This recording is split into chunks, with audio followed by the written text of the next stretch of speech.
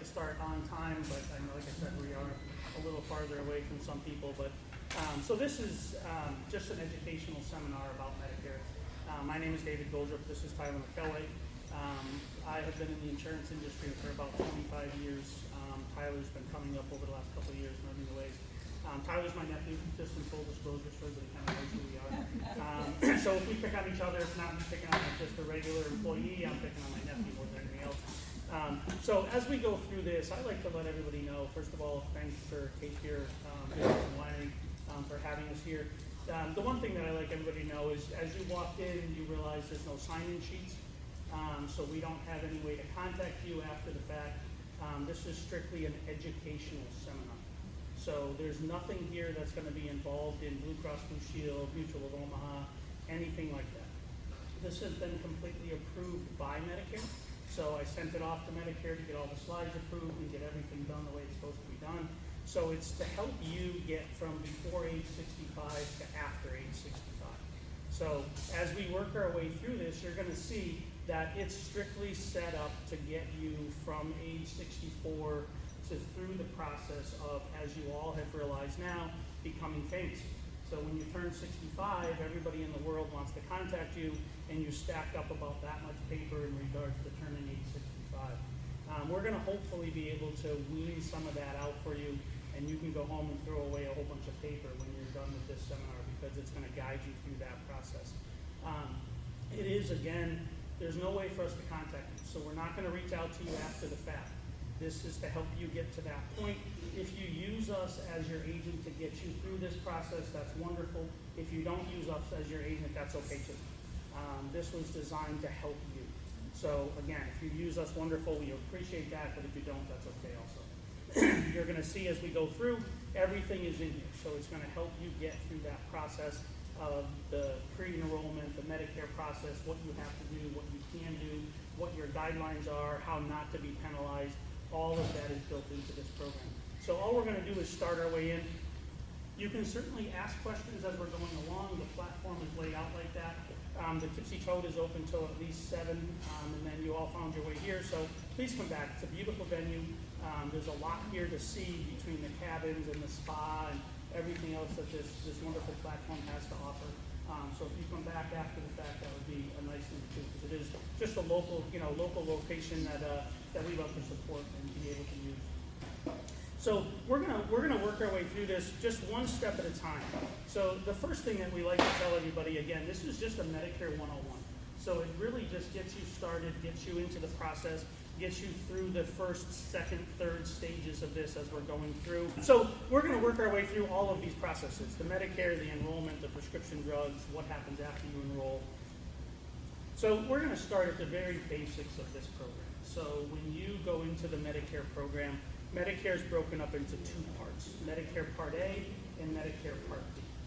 Medicare Part A, as you can see on here, is your hospitalization coverage. And you can follow along those slides.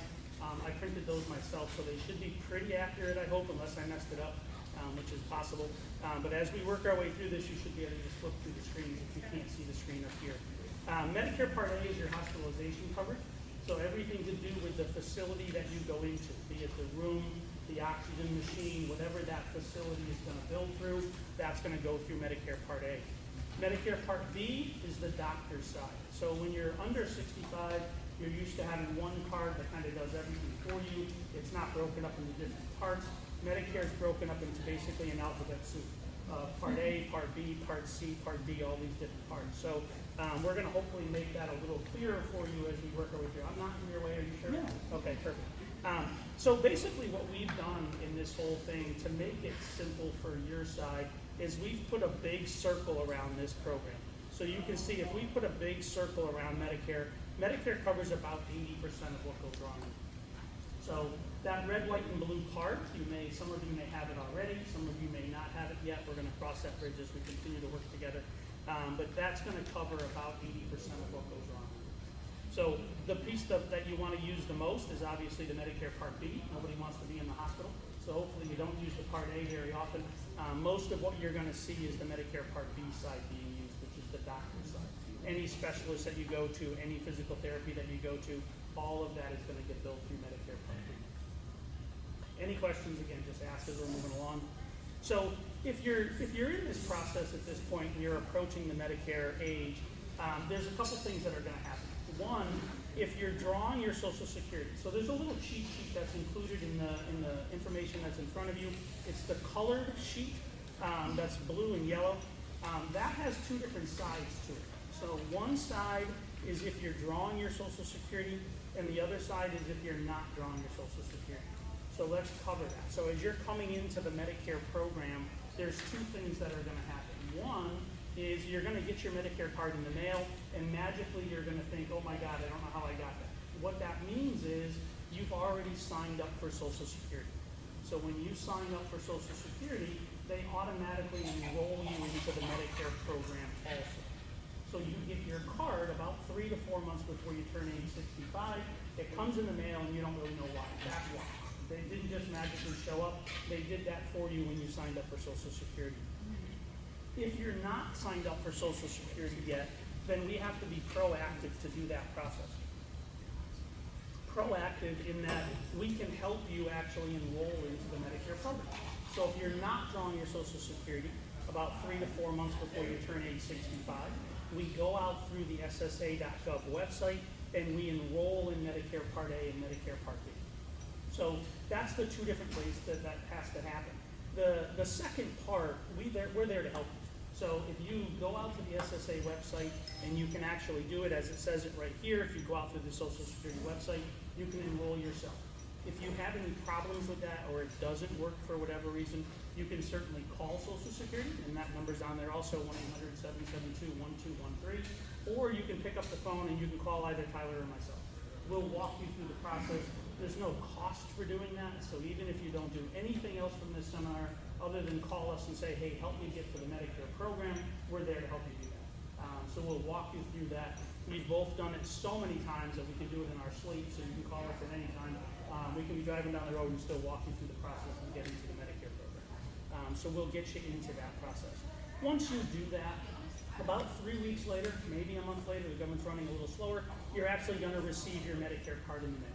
And that will give you the ability to say, okay, now I can go forward. Once I have my red, white, and blue Medicare card, now I can go forward and do whatever else it is that I decide to do. And that's what we're going to walk through as we keep going. So what happens with this is you have a 7-month window to enroll into the Medicare program. We typically do this, as I just said, about 3 to 4 months before, but you don't have to do it that way. You can enroll 3 months before, the month of, or 3 months after into the Medicare program.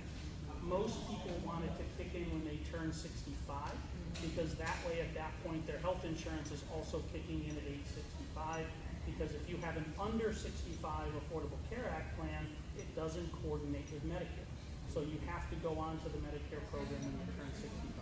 You can't just keep your Obamacare or the Affordable Care Act plan. You have to transition to the Medicare. They call it coordination of benefits, and it doesn't coordinate benefits with the other one. So that happens during that 7-month window. So this is basically the layout. Whatever your birth month is, you got the 3 months before and the 3 months after. It's a relatively simple process to follow along with. That's what's called your IEP.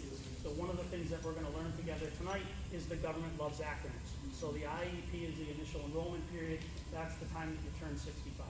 We're going to see a lot of these different acronyms as we work together going through this process, so just kind of bear with them as we keep going.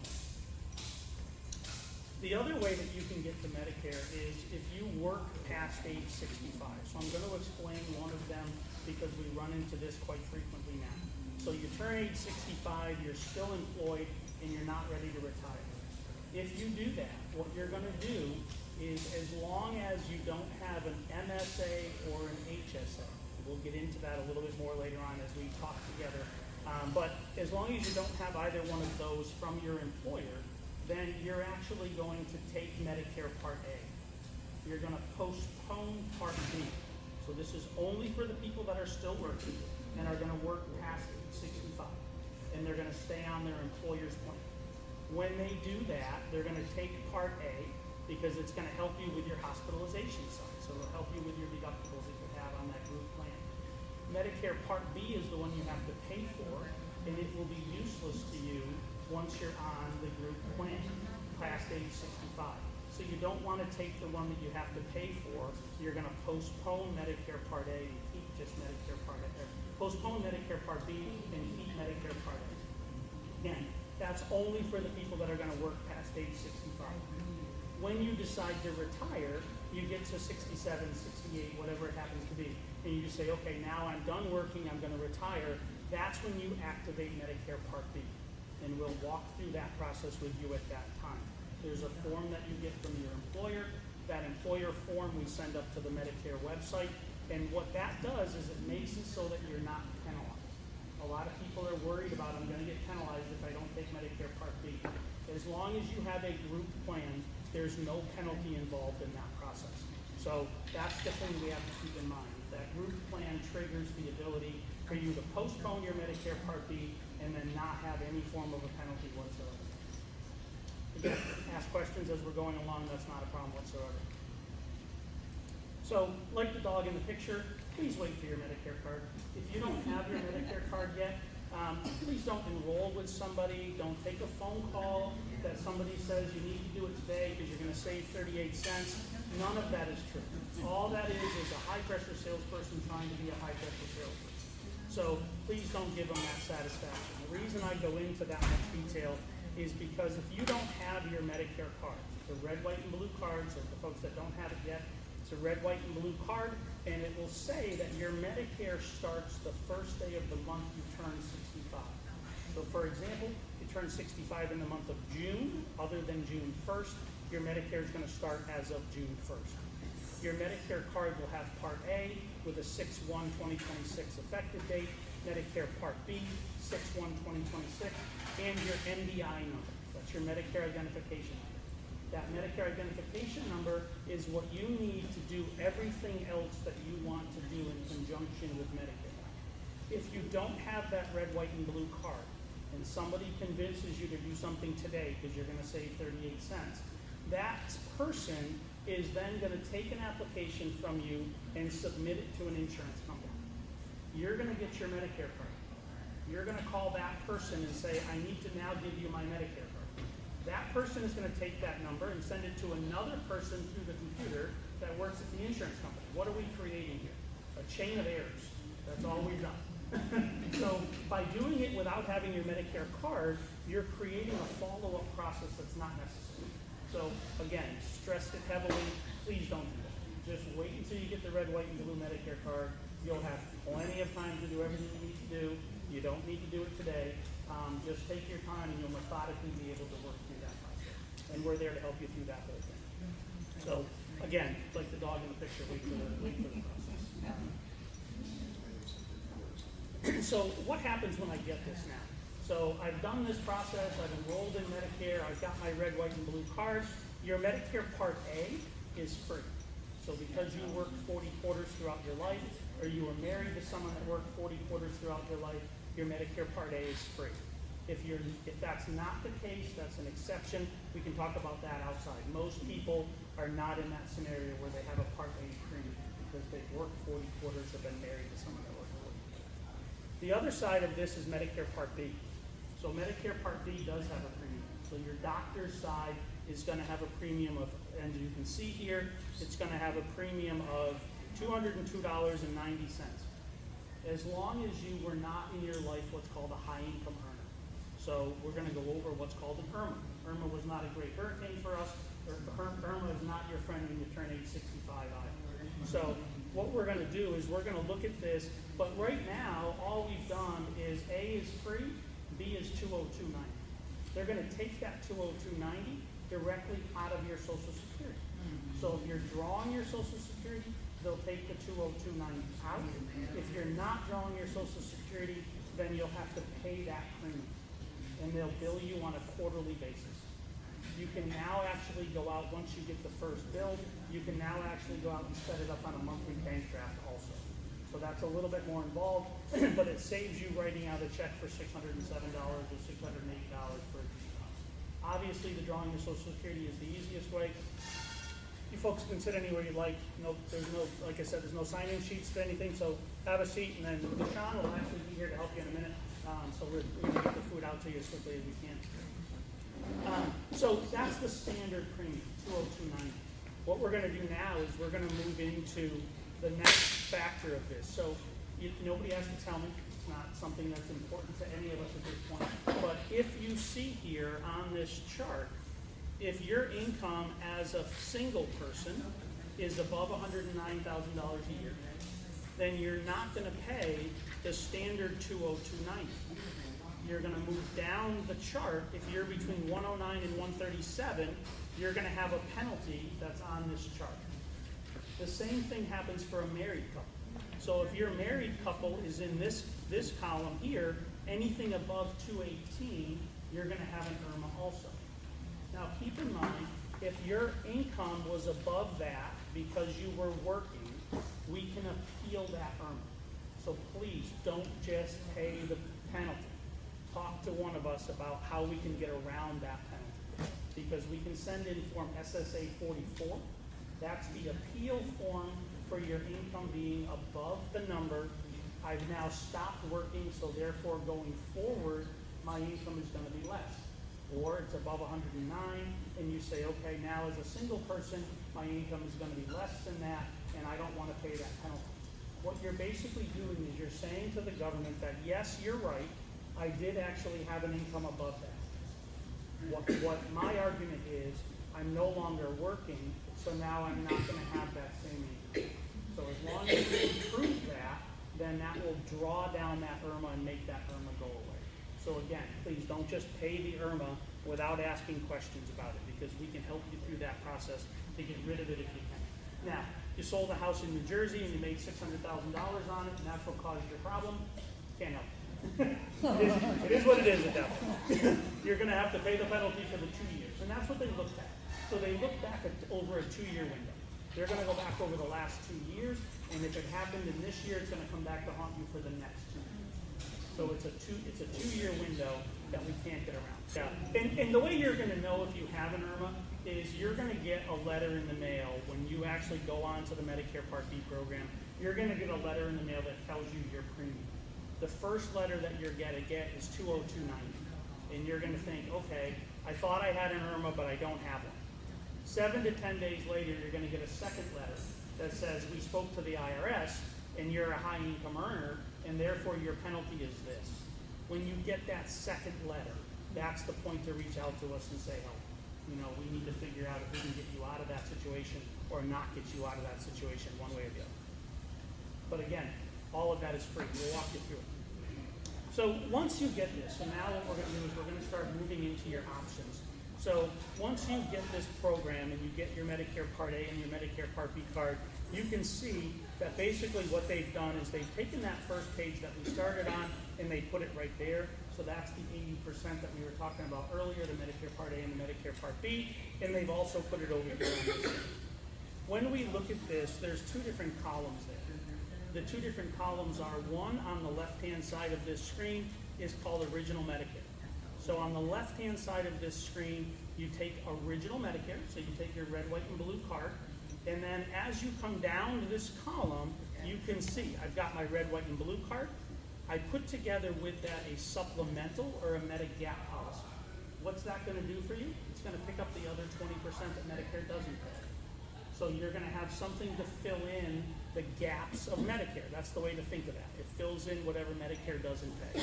They were called Medigaps forever. They started calling them supplementals. I think it would be better if they went to Medigap. It makes more sense. But the Medigap policy is going to fill in what Medicare doesn't do. There's typically a deductible involved in that. It's a very small deductible, but there is a deductible involved in that. So it's the 80% is at the top, the 20% is at the bottom, and then you bridge those 2 together with a prescription drug. So on the left-hand side, you have your Medicare card, your red, white, and blue card. You have your supplemental insurance card. You show that when you go to the doctor or the hospital or anything like that. And then when you go to pick up your prescription drugs, you show your pharmacy card or your Part D card. We're going to walk you through all of that as we go through. We're going to walk through the pros and cons and everything like that as we work our way through this. That's one option that you have. The other option is on the other side of this, which is called the Medicare Advantage Plan. misnamed. It should have been called Medicare Disadvantage, but that's okay. They called it Medicare Advantage. So what we're going to do is we're going to walk down both of these widgets when we look through both of these programs. In full disclosure, I tell everybody at this point, I'm not a big Medicare Advantage fan. I just let everybody know that right up front. I'm not saying it's not right for you. I'm not saying that I don't do them, because I do. It's just when you look at the problems that you can have with that program, there's more problems in the Medicare Advantage side than there is on the Medicare Supplement side all day long. So I just warn people of that right now before we go any further, because I like people to understand this is educational. You're getting 25 years of knowledge here. I've been doing this a long time. So I can help you understand why it's good, why it's bad, the ins and outs, and ups and downs. So on the other side, you end up with one card. So this is the one that you see on television. Joe Namath loves to advertise and doing Wheel of Fortune and Jeopardy. I watch the same TVs that y'all watch. Joe Namath is on there. J.J. Walker's on there with the Dynamite Plan. We all see the same stuff. They tell us how wonderful these things are. And one thing that I like to stress at this point is when you go on a Medicare Advantage plan, you're no longer on Medicare. That's not something that everybody's going to tell you. In the process of selling you one of these things, they're never going to come up and tell you you're no longer on Medicare. You're under the control of an insurance company. It's a managed care plan. A managed care plan in that if you sign up for Humana or Blue Cross or Aetna or Cigna, United Healthcare, it doesn't matter which one it is, whichever one you sign up for is now in control of your care. It's your doctor working with that insurance company to make sure you get things done. On the other side, the original side, it's your doctor in Medicare. Because Medicare's been around since 1966, all of our doctors know how to work within the Medicare program, so therefore it's a lot easier for your doctor when you're coming out of the hospital and you need to go get rehab done. It's a lot easier for your doctor to get that rehab approved because they know how to work with the Medicare system. When you have a for-profit insurance company controlling what gets done to you, that for-profit insurance company is not in the business to pay claims. So we just have to be careful of that side.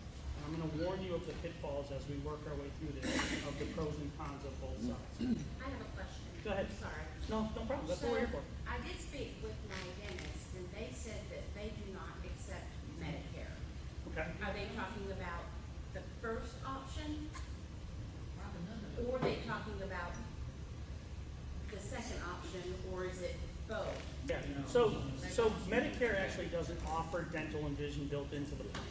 That's why none of them accept Medicare, because Medicare doesn't have dental and vision built into it.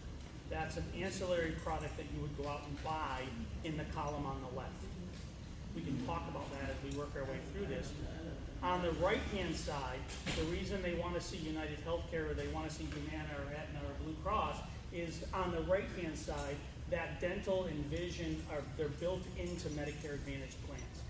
So you're going to get some kind of a benefit from most of those programs. You're going to have some kind of dental built into it. It's not as great as they make it sound, but there is some dental built into those. And they usually have a cap. So they'll have a cap of $2,000 every year that you can use. But they'll have a cap of $1,500 or $1,000 or whatever it is. And that number changes every year. So every year they may say, okay, this year your Medicare Advantage plan has $2,000 worth of dental built into it. Next year it may have $1,000. The year after that it may have none. That's an annual contract that the insurance company changes based off of what they're willing to offer you within that program. That's why they're saying they don't accept Medicare, because it just doesn't have dental built into it. It's not something that they're even able to build through, unless it's something that they're doing surgeries or something like that. That's a different story. So do I need to find either another dentist or add on to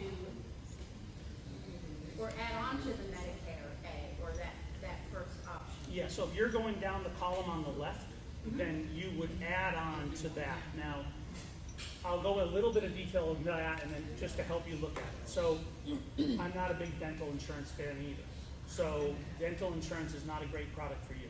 Typically a wonderful commission to me, lousy product for you. So what I always ask people is, if you have a mouthful of silver fillings, and I use myself as my example in this situation, I have a mouthful of silver fillings. So when I was coming up through life, I loved candy, I had very bad teeth, and therefore my teeth all had cavities.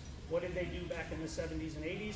They hogged the big hole in there, put silver in there, and said, come back when they crack. Exactly. Well, now I'm 56 years old, and what's happening? They're cracking. Cracking. Exactly like they said they were going to do. I'm lucky I probably got this long, but here they are. So in my example, personally, I have dental insurance.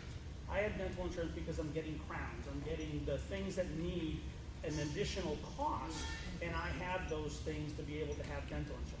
If someone says to me, I have perfectly good teeth, all I'm getting is my cleanings and the occasional filling done, please don't buy dental insurance. It is a waste of your money. And it's, again, great commission to the person that sells it to you, but it's a terrible product for the consumer. Most dentists don't even like working with it. And that's the reason, because it's a terrible product. They get just as much pushback from the company as you are pissed off because it didn't do what you thought it was going to do. So, again, just a warning, that's all it is. It's not, again, I'm going to say the same thing about Medicare Advantage. It's not that I don't sell them, because I do. If someone looks at me and says, David, that's great advice, I'd like to buy that plan. I've done everything I can do. I told you not to buy it, but you decided to buy it anyway. So I think we covered some of this already, the pros and cons of a Medicare Advantage plan. On the left-hand side, the positives, they come with zero premium. Not supposed to say free. Medicare doesn't like that word. They're called zero premiums. So the zero premium plans, they do offer that dental and vision. Tyler and I have a running joke that there's an ice cream truck that comes on Thursdays. So they bring you everything that you could possibly want. They're wonderful. That's not necessarily true, but they don't come with ice cream trucks. I'm just kidding. But they do. They offer you the dental. They offer you the vision. They offer you the other things, and it typically includes your prescription drug plan. So it typically includes the Part D side also. On the other side is the cons, the very top one. It's a managed care plan. So you're under the control of that insurance company. That insurance company is going to work with your doctor to decide what you can and cannot get done, as we've already experienced with people saying here this evening with friends that it didn't work out so well. It is a network of doctors and hospitals. Those doctors and hospitals are in an annual contract that they decide whether they want to be in network or out of network with that particular plan. So you can have one right now that your doctor's in network. Next month they may get a different contract and they may say, we're not going to be in network with that any longer. So all of a sudden now you need to find a different doctor because your doctor doesn't accept that program. And that is, again, an annual renewable contract. As we work our way down through, it is an annual change. It is geographical. So keep in mind that as long as you live in that particular county, you can have that plan. I always laugh in the Brunswick County and New Hanover County. If you're in Brunswick County and you live there, but you move over the bridge to New Hanover County, you may not have the same insurance plan offered to you because you moved to a different county. It's the same thing from Cumberland to Bladen. It doesn't matter where you are. What's offered in one county may not be offered in the next county. So just be careful of that also, so that when you do, if you decided to move, you do have to look at your insurance to make sure that you're in the right place. That's enough on beating up Medicare Advantage plans, I think. So all we're going to do now is we're going to come back and we're going to go down the left-hand side. It's the one we spend a little more time on because it is a little more involved. You don't get a lot of things in the mail. You don't see a lot of commercials about it. So that's why I spend more time on the left-hand side versus the right-hand side, because it's not as advertised to you as the Medicare Advantage plan is. Donate doesn't have a commercial about Medicare supplement plans. So this is a chart that you're going to see very frequently. You've probably already received one in the mail. If you've looked through every piece of mail that's out there, this is a chart that everybody mails out. All the different insurance companies use it. This chart was standardized back in 1992 by the government, so they made everything relatively simple for you. So let's understand this chart because this chart's critical. So in this chart, over here, we have what Medicare is going to do. So think about the 80-20 rule that I talked about earlier. This is the 80% that Medicare is going to do. There's a lot of numbers involved in this, and I could stand up here and dictate them to you and make myself feel real smart, but at the end of the day, we don't really care what most of them are, and I'm going to show you why we don't care. So, as we work our way over here, most people, when they look at a supplemental plan, they look at that Plan G. The reason they look at Plan G is because it's the one that's the most comprehensive, and it's the one that the insurance companies have priced the most affordably for people to buy. So if you look online, anything that you read, most people talk about Plan G. I actually believe in that also. Plan G is one of the better plans that's out there. And the reason for that is, if you see that check mark, that means the insurance company has to pay whatever Medicare doesn't pay. So the 80-20 part, the 80% the Medicare does for the Medicare Part A co-insurance and hospitalization, we technically don't care what the 20% is because that box is checked. And that means the insurance company's gotta pay it. We don't care if that number's 500 or 5,000, the insurance company's gotta pay that box. As we go down to the next box, it's the same thing. Medicare does what Medicare's gonna do. It goes over to the supplemental policy, the Medigap, that fills in what Medicare doesn't pay, and the supplemental's gotta pay it. You come all the way down that column of Plan G, and there's only one number on there, and that's $283. What is that? That's your portion. So that's the small deductible that I talked about earlier. So when you go to your primary care doctor, your doctor sends a claim to Medicare. The process is called crossover. It crosses over to the insurance company, and the insurance company does everything in that column after you meet your $283 deductible. This chart was standardized back in 1992, like I said. So every Plan G is exactly the same. What the government did with this chart was made your side of the table very simple. So if you're talking to an insurance agent, and that insurance agent says, I'm pricing out a Plan N for you, all we've done is move down the chart here. So now I'm talking about this one. You may not know the difference between N and G, but you know it's different. So keep in mind, when you price shop these things, G is G is G, N is N is N, B is B is B. It's the same scenario. All of them have to be exactly the same based off of the letter that you're looking at. So if somebody presents you a different letter, so when you take out your card and it says Plan G on it, and they're talking about a Plan K, again, you may not know the difference, but you know they're not comparing apples to apples. They're comparing apples to oranges at that. So just be careful with that. The standardized part of this makes it so that you can very easily compare one plan to another plan because they're all identical. Every Plan G is exactly the same. If all of these are standardized, now we're going to start to get into the most important part of this whole seminar. The important part is, how much am I going to pay for this thing today, and how much am I going to pay for it 5 or 10 years from now? Because if I'm buying this thing, I don't know what I'm going to pay for it 5 or 10 years from now, and that becomes very critical for y'all on your side of the table. So all we're going to do now is we're going to walk into what happens. So Plan G is standardized, like I said. We're going to walk into now the pros and cons, which we've kind of already covered. We're going to walk into what happens. So I buy my Plan G. How do I know, David, which company to buy it from? Which is a question that I've had several times already. Which one do you recommend? Which one should I do? Well, we're going to base this off of, again, education. Education is going to walk us through this process to say, okay, where do we want to be and which company do we want to be with? When an insurance company comes into the state of North Carolina, or any other state, it does not matter, that insurance company has to tell the insurance commission how they're going to do their rating increases, how they're going to set their premiums, and how they're going to charge your premiums in the future. All of them have in their rate increase structure what is called medical inflation. Medical inflation is a very, very simple thing to understand. It's called the claims to income ratio. So we paid out this much money, we took in this much money. They took in more than they paid out. So when they file that to the insurance commissioner, the insurance commissioner says, you don't need a medical inflation rate increase because you took in more than you paid out. If it goes the other way, if they paid out more than they took in, then that Plan G or Plan N or Plan K or whatever it is going to require a rate increase because the insurance commissioner doesn't want the company to go tapioca. So the insurance commissioner is going to say, the company is going to say, we need a 13% rate increase. The insurance commissioner is going to say you get a 7, or whatever the scenario is. So they're going to try to cover their costs based off of the claims that they paid out last year. That's built into every Medicare supplement that's out there. It doesn't matter which company you look at, it doesn't matter which one you look at, every one of them is going to file that to the insurance commissioner, and that's going to help dictate how much are you going to pay for it next year, because it's based off of the number that they file. Medical inflation is in all of them. Does everybody get that part of it? That's one of the most confusing parts of it. Okay, so the first way. So there's 3 different ways. And this, we're getting into the 3 most important parts of this entire seminar. The 3 different ways that they can file their insurance rate increases. One is called a community rated plan. Think of a community rated plan as everybody's in the same community. my community, and this is not exactly how it works, but if I put fractions up here, I'm gonna lose a lot of people. I may not lose these two because they were teachers, but I'm gonna lose a lot of people based off of fractions. So when I put this on here, what they say is everybody that's in the community is 77 years old.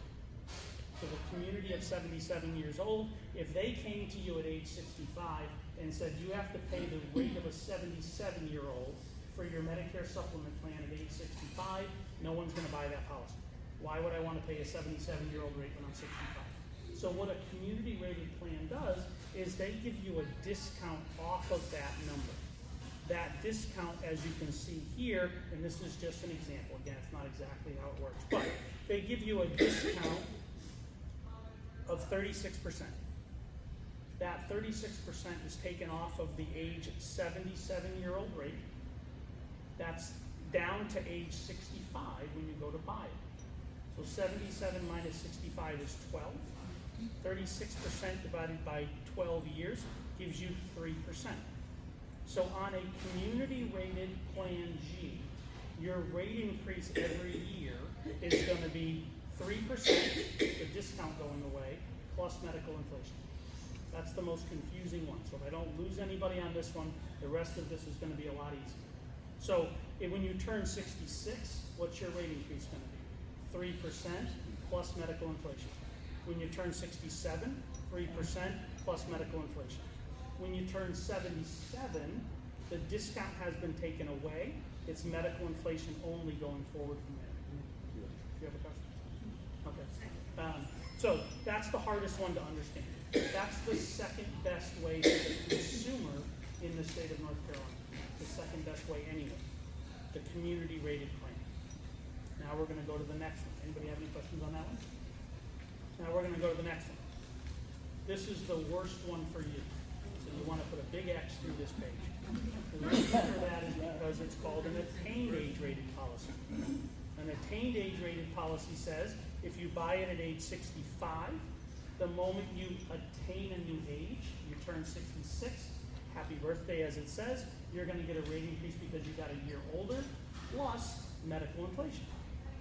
So this one has two factors built into it that we really don't know what the numbers are. How do most insurance companies do their rate increases in North Carolina? As an attained age rated company. Because that's the best for the insurance company and it's the worst for you as the consumer. So most insurance companies use the attained age model. We're going to show you all of these, so don't get hung up on it yet. We're actually going to take you directly to Medicare.gov and we're going to show you every Medicare supplement policy that exists in North Carolina. So we're going to show you the way to do all your research and actually understand all of these different ways in just a few minutes. That's what my lovely assistant Tyler is for. So as we continue to go forward, the attained age rated policy is the one that's the worst for the consumer. Every year you get a rate increase based on two factors. You attain a new age plus medical inflation. Everybody got that one? The next one is the best one for the consumer, and that's called an issue age rated policy. So the issue age rated policy says if you buy it at age 65, we're going to issue it to you at age 65, so therefore you're always 65 years old. You're never going to get a rate increase because you got older, and you're never going to get a rate increase because of any other factors like a discount going away. You're going to be 65 years old forever. You're still going to get a rate increase, potentially, because of medical inflation. So it's not like the premium stays exactly the same. It's not a level premium for the rest of your life, folks. But it only has one factor involved, which is called medical inflation. So this one is the best one for the consumer long term. And again, we're going to show you all of these as we get to the Medicare website. So that one is the easiest one to understand. They issue it to you. So again, if you buy it at age 68, they issue it to you at age 68, you're always 68 years old. If they issue it to you at 71, you buy it at 71, you're always going to be 71 years old. Whatever age you decide to buy it at, that's the age that you're locking in for the rest of your life. And that company's medical inflation is the only rate increase you're going to get. And again, that's the best. Yes, sir. Now, this one actually starts at a higher rate than the other one then? It's a little higher, yeah. It depends on the company. Some of them are not actually higher, believe it or not, but they can be higher. And in that book, so there's actually a page that's in there, that separate page, it's a black and white separate page And it's actually got a page right out of that Medicare buyer's guide that's sitting in front of you. And that page will actually break down all three of these for you. So if you take that separate sheet that's on there, it's a black and white page, this gentleman's got it here in front of him. You see that one set, there you go, yep, you got it, man. That's the one, yep. See on that page, it actually tells you community, issue, and attain. That page explains all of them to you. That page, if you look at the definition of an attained age-rated policy, it says it will start off lower when you're age 65 for younger buyers, but it will eventually become the most expensive. If somebody actually tells you when you buy it younger, it's cheap, but when you get older, it's going to be the most expensive, why would you buy it? It says it right there in front of you, right directly out of the Medicare buyer's guide. If you look in that book that I gave you there, the Medicare buyer's guide, it's actually going to show you inside there the choosing a Medigap policy. You're going to see a lot of the slides that are in this actual presentation are directly out of that book. And the reason for that is because that book is printed by Medicare. It's the first time I'm referencing that book on purpose, because that book that you're actually looking at is directly from Medicare. So when you open that book and you start to look at the first 3 or 4 pages, you're going to see a lot of my slides come directly out of that book. That's why when I sent it up to Medicare, it was very easy for them to sign off on it, because it's actually, most of it is directly out of that book. Any questions about that? So now what we're going to do is we're actually going to have Tyler go out and actually go to the Medicare website for you. So we're going to show you now how when you leave here, you can actually go out and research everything that I've just said to you and show you exactly how to prove one way or the other. So everything that I've said to you so far tonight, we're now going to show you how to go out and find all that information for yourself, so that when you're sitting at home and you want to research this information, it's going to be right there for you at the Medicare website. That's my dog. So what you can see here, now that we've figured out a little technical difficulty, is Medicare.gov. Anybody can go here, folks. You don't need an access code, you don't need a password, you don't need anything like that. All you're going to do is come out here to the Medicare website, Medicare.gov, and we're going to walk you through how to look at all these different plans. So when you come out here, you can create an account if you choose to. You can go down the left-hand side of this where it says log in or create an account. We don't typically do that because we don't want to know your username and password. There's no reason for us to have your username and password for your Medicare account. So what we do in an educational perspective is we do it generically.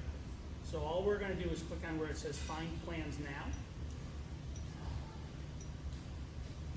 And then on the left-hand side is where you could continue again if you logged in. All we're going to do is go over to the right-hand side, and Tyler's going to pick a North Carolina zip code. Doesn't really matter, just put one in.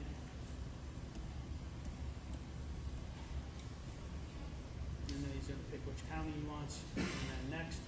And then all we're going to do is we're going to start at the bottom of this. So we're going to start by looking at Medigap policies. So we're going to start at the bottom, and we're going to walk you through this entire process. So starting at Medigap.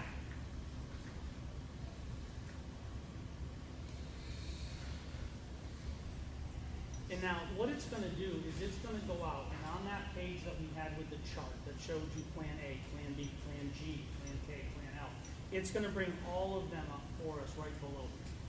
And all we're going to do is go down to Plan G, and you can see the chart there. All we're going to do is go down to Plan G, because that's the most common one that people look at. So we're going to go down to Plan G, and we're going to click on View Policies Now. And what this is now going to do is it's going to bring to the screen for you every Medicare supplement policy that exists in the state of North Carolina.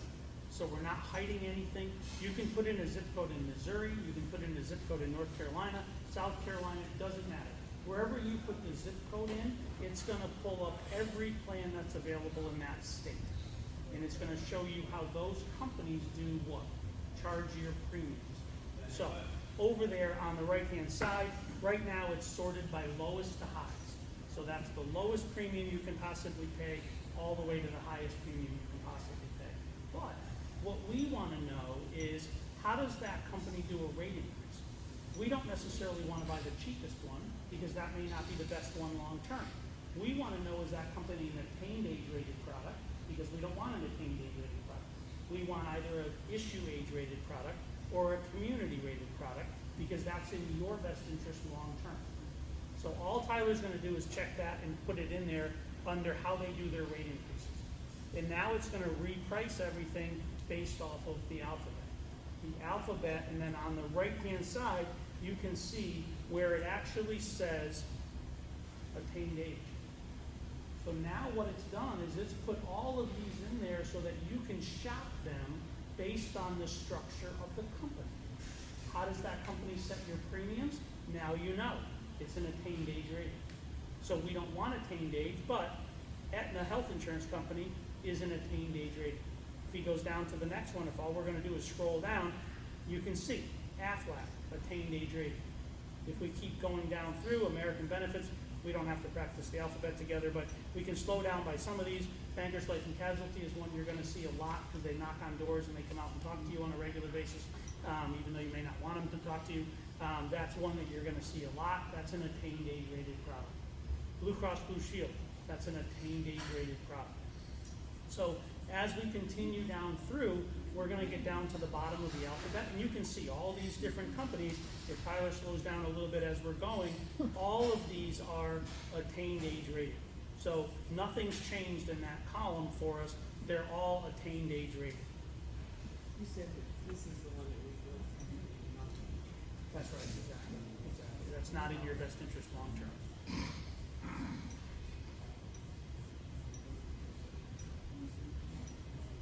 So we're down to the L's, we're getting down to the W's.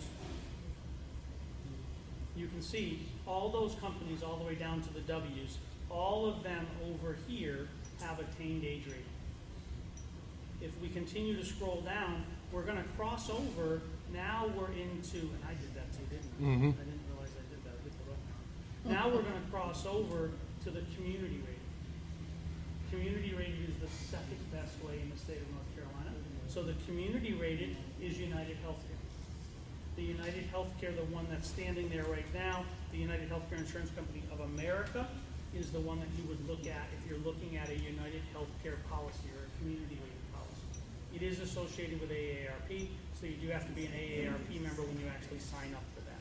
You don't necessarily have to keep it forever, but you have to be an AARP member when you sign up. And you're seeing the numbers that we talked about. So anywhere from 140 to 160, we're not very far off of those as we're going down through here. As we continue down, we're gonna get to now, we're to the issue age-rated companies. The issue age-rated companies are Old Surety and Transamerica. Nobody's ever heard of Old Surety, don't worry about that. It's a company that we use all the time. Because it's an issue age-rated company, it's a smaller company based in North Carolina, or based in Oklahoma rather. That company has no automated telephone system. If you call, a human answers the telephone. The human speaks English because they're here in America. So it's a wonderful company. It's a company we use all the time, and that's called Old Surety, and that's the issue age rated. The only reason why we don't do a lot of Transamerica, which is something that a company that most people have heard of, is as you can see right there, it says direct. What that means is that's a consumer direct product. So they do not allow insurance agents to sell that. So that product is something you have to go directly to Transamerica to get. And as you can see, there's a pretty significant price difference between the two. So this is the one that we use the most as an insurance agent. And that's the supplemental side of the Medicare program. Get closer. So all Tyler did is go back to Medicare.gov, did the same exact thing, find plans. Now he's just gonna go up a little bit, pick the same county. Now he's gonna go up to the top button and he's gonna check Medicare Advantage plans. Ask a couple different questions. Are you getting Medicaid? Are you getting any extra help from the government to pay it? Are you getting SSI? Anything like that, because you can actually get some additional benefits based off of whatever your income is in that program. So all we're gonna do is just, we're gonna get to the Medicare Advantage plans here. What you would do is if you want to actually consider a Medicare Advantage plan, you would put in your prescription drugs, you would put in your doctors, so that way you can make sure that that program is actually going to be accepted by your providers. So somebody that has 2 or 3 doctors, when we do a Medicare Advantage plan, we go out and put in your doctors to make sure they accept that program.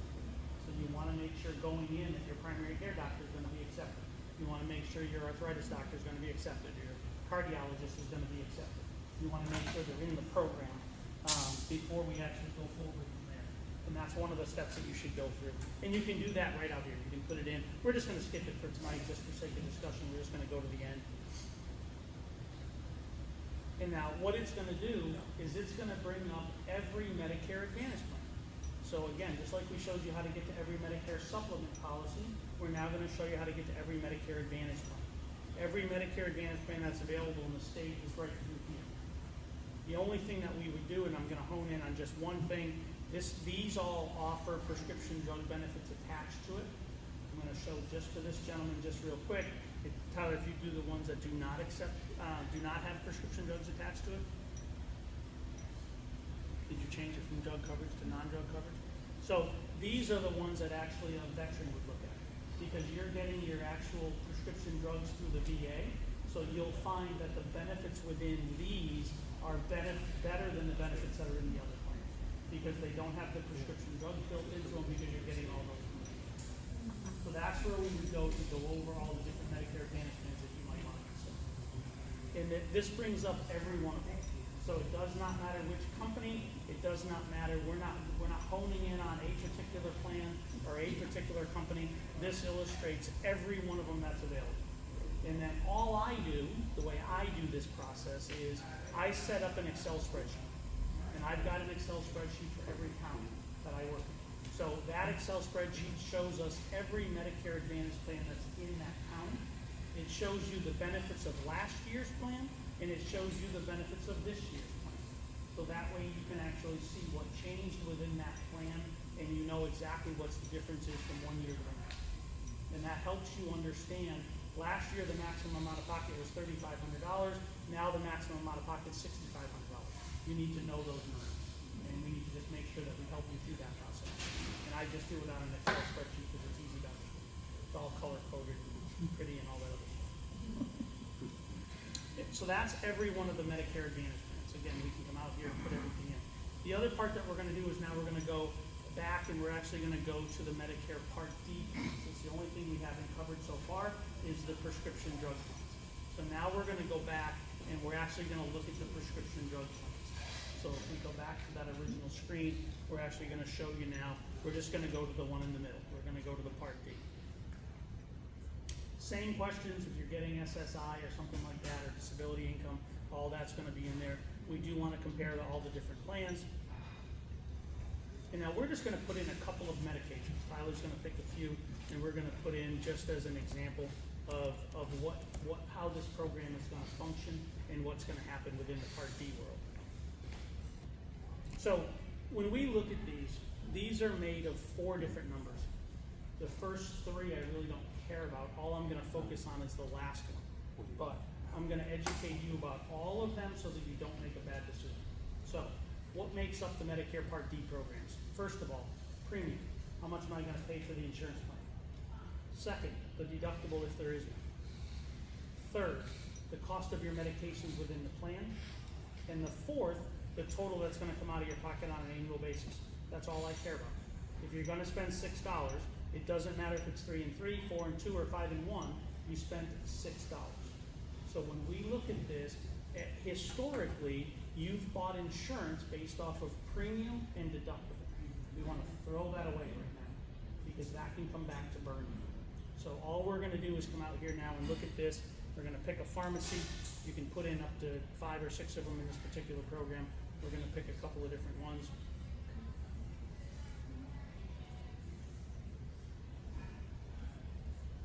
Now, what it's gonna do is it's gonna, based off of the prescriptions that you take, so this is person specific, based off of the medications that you take, it's gonna go out and it's gonna compare every prescription drug plan that's available in North Carolina for you. So when you put in your medications, you put in your pharmacy, it prices every plan for you. So the first one, all we're looking at here is the premium is $3.60. The deductible is $615. Your total out of pocket is $25.20. That's if you went on the plan starting the first day of next month. So if you went on the plan June 1st, that's the way the Medicare program works. It doesn't let me pick a date. So I can't say you're turning 65 in October, run it from October through the end of the year, I can't do that. All it's gonna allow me to do is the first day of the following month. So when we come out here, the WellCare Value Script plan is the least expensive plan based off of $25.20. What does that $25.20 mean? So all we're gonna do now is click on Plan Details. And it's gonna show you that technically, in this particular plan, your premium is $3.60, and you have no drug cost whatsoever. So you're gonna get your, you're gonna get your lisinopril, and you're gonna get your atorvastatin for free. So based off of the plan, some medications have a copay for them, some medications do not. Some medications are free. We use this as an example just to help you understand that. As we continue to scroll down, it's going to show you what the medications are. It's going to show you what tier they are.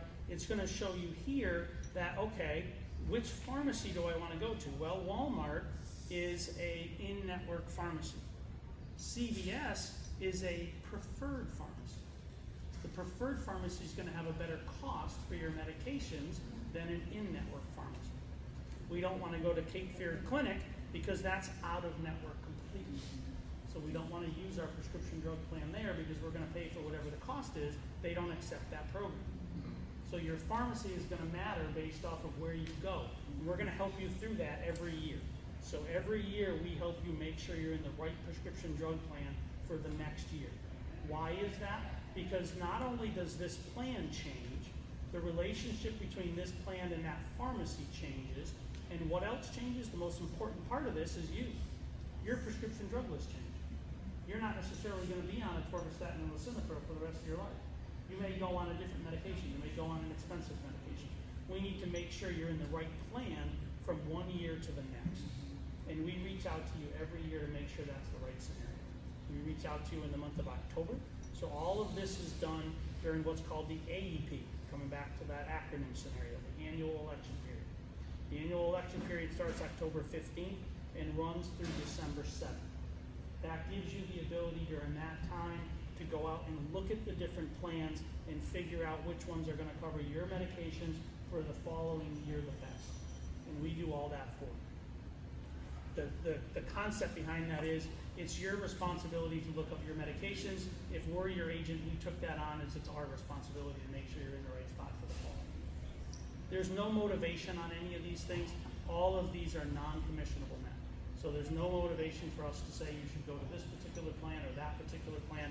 Whichever one pops up to be that least expensive plan, you're in that plan for the next 12 months. The following 12 months, we can move you to a different plan. So it doesn't really matter. The concept is you're in that for 12 months, and then we're going to move. Personally, I don't love any of these. They all outsource their customer service to Zimbabwe. None of the people that work for the company speak English. The customer service is horrible for every one of them. So I'm not going to say to you, you should buy this particular one because it's better. They really all suck, to be honest. They're just not consumer-based products. I'm just a straight shooter. It is what it is. You know, some of them you can get. They actually have North Carolina-based customer service, but most of them that are relatively affordable are not. They're just not great customer service companies. They're just not. So I warn everybody of that. That if we have to get involved in that conversation, it's just not going to go well. It's going to be a struggle. So we want to try to make sure we pick the right plan on the way in to make sure we don't have a problem with that. And then as you continue down, you can see we can get down inside. It breaks down what the drug costs are. And this thing will print out everything for you. It shows you in here what you're actually going to pay for those medications. If you go to Walmart, it's actually not free. If you go to the Cape Fear, it's actually not free. If you go over to CVS, it shows you there that your medications are free. So in this scenario, we're going to recommend that the WellCare Value Script plan is the one, and you go to CVS to get your medication. Go ahead. What about GoodRx? So that's the next part of this conversation. So if we come out here and we find out that your medication is expensive or doesn't get covered by the plan, we're going to look it up in two different sources in addition to the Medicare program. We're going to look it up through GoodRx, and we're going to look it up through Mark Cuban's company called Cost Plus Drugs. So we're going to try to help you find the least expensive way for those medications based off of the ones that you take. And that's the process that we go through. We start here so that you can go to your local CVS or your local pharmacy, Hickman's Pharmacy, or wherever you want to go. You can go to your local pharmacy and you can get that medication there. If we find out that that's not going to work because of the cost, then we try to find a different avenue for you to get that medication. And GoodRx and Cost Plus Drugs are the two that we use all the time for that purpose. And that, I don't have a relationship with Mark Cuban. I don't have a relationship with GoodRx. That's just from the consumer's perspective, the best case scenario. That's really about it. That's the conclusion of this whole process. We're here to help you in any way, shape, or form that we can. I appreciate you all coming out tonight and taking the time to spend with us. I try to keep this to an hour and a half or so. I didn't do very well at that tonight. But again, I appreciate you sitting here and spending the time with us. You've got our cards, you've got all of our information. Any way that we can help you, that's great. We're not going to reach out to you. It's not that we don't want your business, but I hate it when people do that to me. When you walk out that door, you're going to reach out to us if you want to use us. If you want our help, call us. We'll do whatever we can to help you. But I'm not going to call you 57 times and say, did you make a decision? Do you need my help? Did you make a decision? Do you need my help? It's not going to happen. So that's kind of the beauty of this being an educational seminar, is there was no sign-in sheet. We don't know who you are, and we're not going to follow up that way. It's not going to happen. So whatever we can do to help you, just reach out to us and let us know. You've got both of us, Tyler and myself, cards are there. Inside the printout, as at the very end of this, you can see that our information is in there also. These are the other things that we do. So if you have a dental or vision question, any kind of life insurance, long-term care, whatever you want to discuss, please reach out to us and let us know whatever we can do to help you. And that's it. Thank you. I appreciate it. Thank you. Thank you very much.